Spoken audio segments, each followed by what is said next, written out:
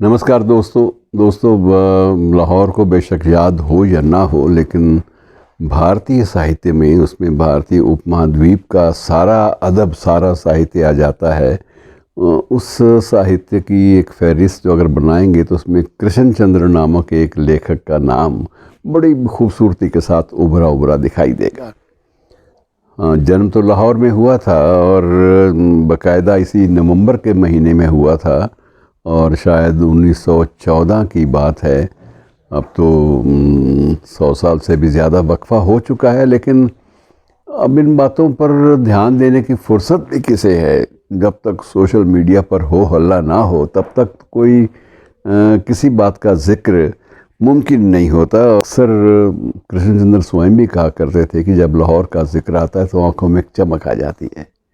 अपने शहर के बारे में, अपने जन्म स्थल के बारे में इस तरह का एहसास रखने वाले इस शख्स ने अपनी ज़िंदगी में बहुत सारी चीज़ें हमें दी, और सबसे ज़्यादा जो थी बात, एक तो कि व्यंग की शैली में बड़ी अद्भुत चीज़ें दी। मैं एक दो चीज़ें आपसे बांटूंगा भी, और दूसरा यह है कि भारत पाक विभाजन के बारे में दस्तावेजी अगर प्रस्तुतियाँ दी हैं, किसी ने प्रेजेंटेशंस दी है अदब में, साहित्य में, तो वो कृष्ण चंद्र भी उनमें से एक सबसे जो पहली फहरिस्त है, पहली सूची है, उस पर उनका नाम भी दर्ज रहेगा, है अब भी है और दर्ज भी रहेगा।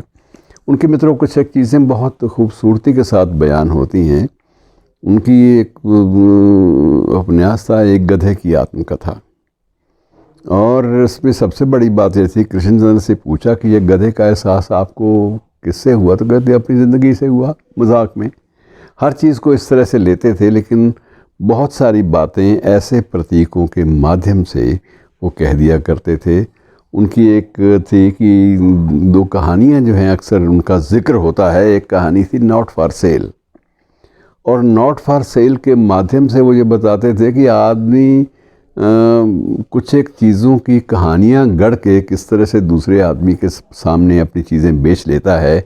इस बात की एक मिसाल उनकी इस कहानी में थी, जिस कहानी में एक क्यूरेटर अर्थात एक म्यूज़ियम वाला अपने सामान की जो ख़रीदो फ़रोख्त है, उसकी बेचने की जो आदत है, वो और ढंग से पेश करता था अपनी मार्केटिंग को। और आज के मार्केटिंग स्ट्रेटजी वालों के लिए भी एक बहुत खूबसूरत बात है कि उसमें कहानी में जब बताते हैं, कहानी का जो नायक है एक बार कश्मीर के श्रीनगर के किसी एम्पोरियम में जाता है।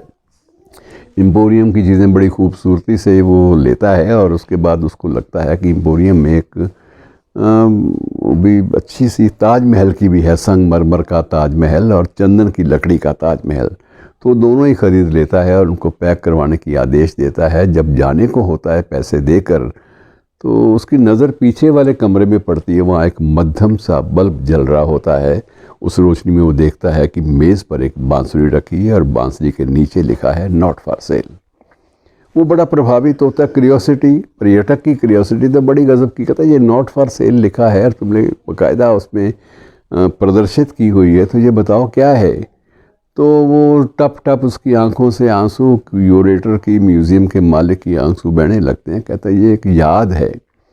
कहते किस बात की, तो कहता कि मेरा बेटा, उसकी एक माशूका भी थी, बेटा मेरा बांसुरी बजाता था, और एक बार स्नोफॉल में ऐसा हुआ कि दोनों ही बांसुरी की धुनों के बीच में ही इतने मग्न हो गए कि उन्हें पता ही नहीं चला, और दोनों ही बर्फ़ में दफन हो गए। और दफन हुए, जब बर्फ़ पिघली बड़े मौसम के बाद, तब जाके पता चला उनकी लाशें मिली।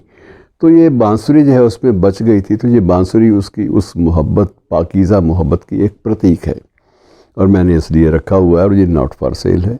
अब पर्यटक के लिए तो ये कहानी, दास्तान अपने आप में दिलचस्प होती है। उसने कहा ना भाई, अब तो मैं लेके जाऊंगा, जो कीमत कहो इसकी मैं अदा करने। कहता ना साहब, इसको 15 साल से 20 साल से संभाल के रखे हुए हूँ, ये नहीं। खैर बहस मुबाहिसे के बाद फैसला ये होता है कि चलिए, आप अगर बरज़िद हैं और इस बात की पाकीज़ा कहानी को, इस सिंबल को, इस प्रतीक को अगर आप ज़िंदा रखेंगे, ये वादा करिए, और उसके बाद इसका जो खर्च 15-20 साल का इसके रख रखाव पे आया वो आप दे दीजिए। तो लेकिन आप जहाँ भी इसको लेके जाएं, वहाँ से कभी कभी ख़त खिताबत ज़रूर मुझसे करते रहें। ख़त व खिताबत ये आपको लिख के देना पड़ेगा। और सौदा हो गया। उसने फटाफट जोश में आकर उसने सारी रकम पर्यटक ने अदा की और बांसुरी को बड़े प्यार से लपेट कर पैक करवा के और भागा, क्योंकि एयरपोर्ट पर विमान उसका जाने वाला था। अब रास्ते में ही पहुंचा तो उसको याद आया वो ताजमहल, वो तो बड़े महंगे थे, चंदन की लकड़ी का ताजमहल, और वो तो वहीं भूल आया। तो उसी टैक्सी को वापस उसने भेजा कि चलो वापस चलें और वो ताजमहल ले लें। फटाफट वो दुकान से उसी दुकान में प्रविष्ट हुआ, उसी म्यूज़ियम में प्रविष्ट हुआ और म्यूज़ियम का मालिक से कहा, भाई मेरा ताजमहल। तो कहता जी हाँ, आप भूल गए, वहाँ कोने में पड़ा है, आपका, आपकी अमानत है। ताजमहल उठाया, पैक किया हुआ, तो नज़र पीछे पड़ी कमरे पे, वहाँ एक बांसुरी रखी थी जिसके ऊपर नॉट फॉर सेल लिखा हुआ था। तो ये मॉडर्न जो मार्केटिंग की स्ट्रेटजीज़ हैं, जिनके तथ्य क्या होते हैं, उसका एक बड़ा दिलचस्प उल्लेख इन्होंने, ऐसी कहानियाँ बहुत सारी थी। एक लखपति बनने का नुस्खा भी है, पर कहानियाँ सारी मैं सुना नहीं सकता। कभी मौका मिले तो लखपति बनने का नुस्खा भी आप कभी फिर कभी हुआ तो बांट भी लेकिन फ़िलहाल उसको पढ़ लीजिएगा। शुक्रिया।